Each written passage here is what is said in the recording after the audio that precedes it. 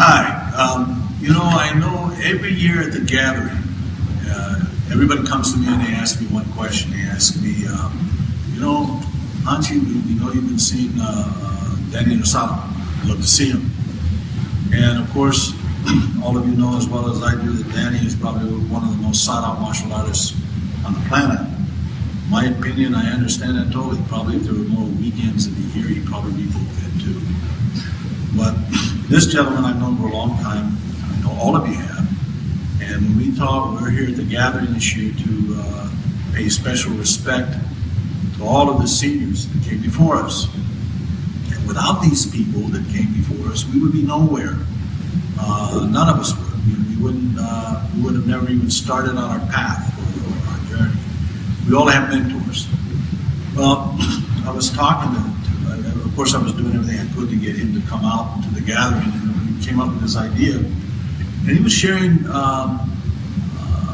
stories with me of some of the people. And I was asking you about some people that you thought should really be known in the martial arts community. And the whole idea of this whole event is to educate the students of the martial arts about their past. But unfortunately, we move so fast that we don't pay enough attention to it. And you were bringing up to me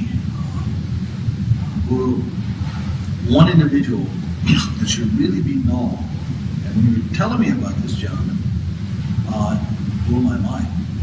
And this year, I felt that the best person that could induct this person into our, as I would say, Hall of Fame and the Collective Society should be the man himself, Danny Inosanto. So Danny, would you share? Sure. I was thinking a lot of people, I've been influenced by a lot of different martial artists, but one instructor I had early back in the day in 1959, I was introduced to Henry Slamansky, who was my first karate teacher. Karate teacher, I was taught by my uncle as a young age, but he's the first teacher that I taught and took classes from. And Henry Slamansky has a great history that most people don't know. The unfortunate thing, he was known when there was no martial art publication like Black Belt Magazine or Inside Kung Fu. There was no martial art publication. You had to be in the military. And when I met him, I was going through jump school. At that time, Henry Slamansky was the first sergeant in the 101st Airborne Division of jump school. And every paratrooper had to go through him. But remarkable, even when I was going through him, he was already received 3 Purple Hearts. He had ordered the Bronze Star and the Silver Star, and that was with the 101st when he was in Korea. He served 3 tours of Vietnam in Special Forces. He was an Army Ranger. Although he was in Army, he was one of the first people to teach the Navy SEAL team. He was the first instructor that the Navy SEALs had, even though he's attached to the Army. Highly decorated. In a 2-day match in Japan, he defeated 119 opponents in a 2-day match. Could you explain to the people watching this, what would it have been like then? Did they have pads? Did they have that kind of thing back then? At that time, there was no protective gear. No hand gear, no shin guards. There was no time limit. You fought until the instructor said Ippon. But Ippon means he probably already punched in the ring maybe 5, 6, 7, or 8, or 9, 10. Their favorite thing was just sort of, we would call it now in mixed martial art, the knee mount and just punch the face. But he defeated like 119 in a 2-day tournament. He's probably the only Caucasian that is a 5th dan, both in Goju, Japanese, Kempo, and Chitoshi.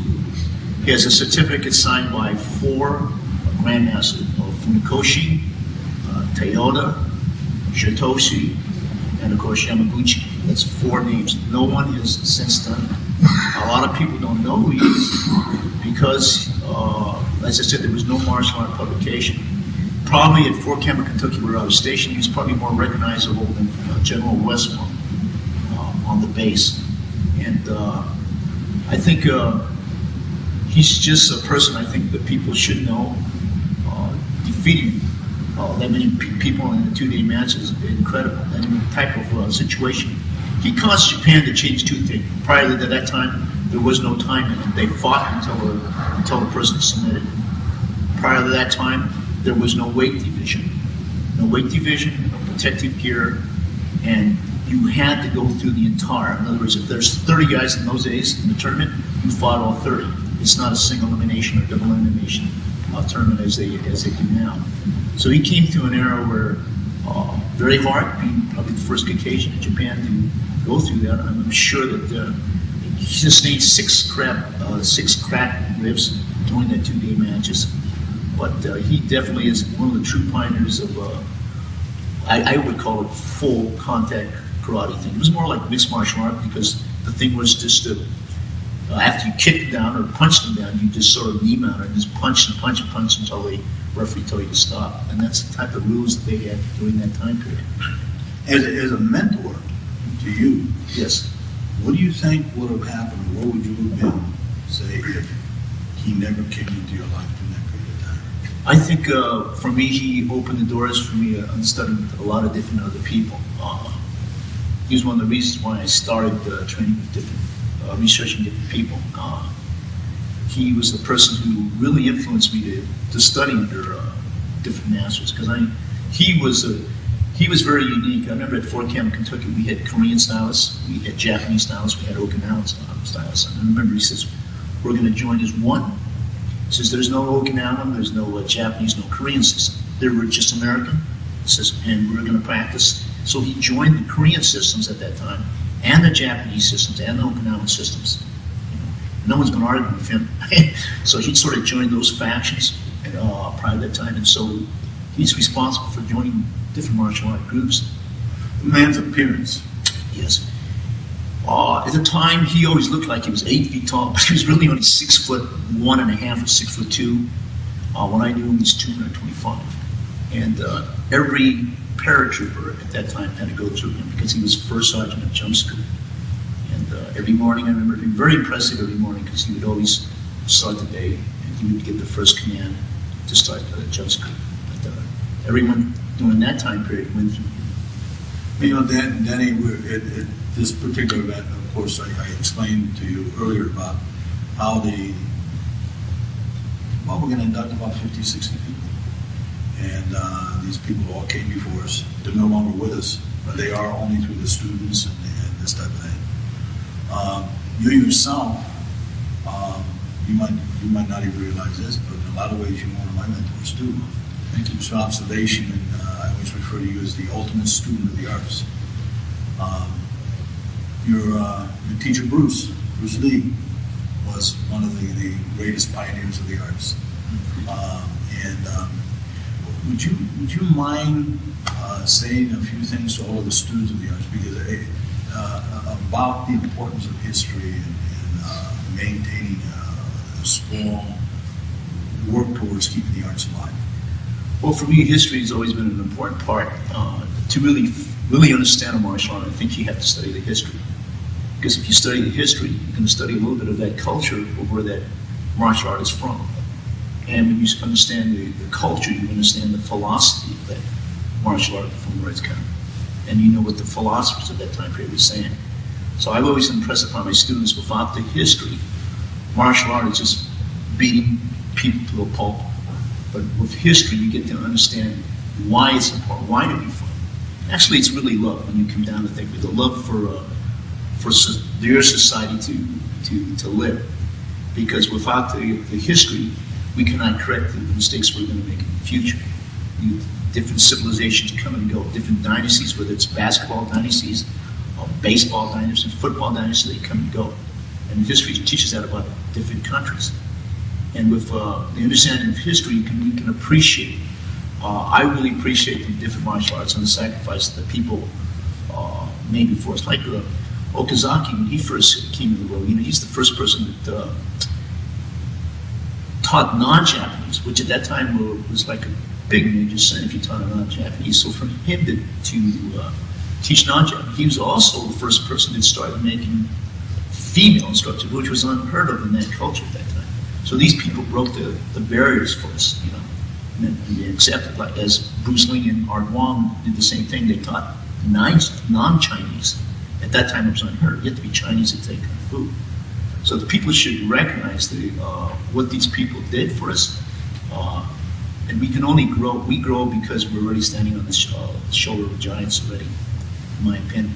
We could not have get to the position or the status or the skill that we have unless we had people that taught us. And I'm very appreciative that they taught us. And, a lot of people have been influenced by a lot of different people, as most martial artists are.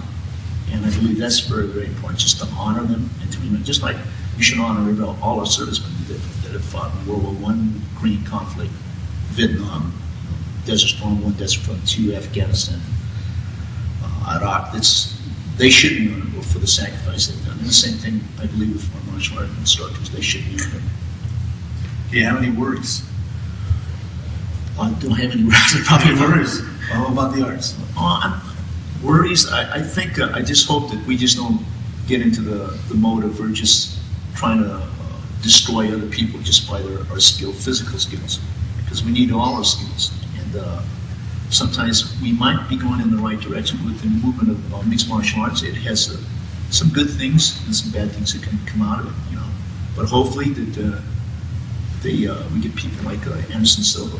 I believe, I like his demeanor, the way he acts. He's not arrogant.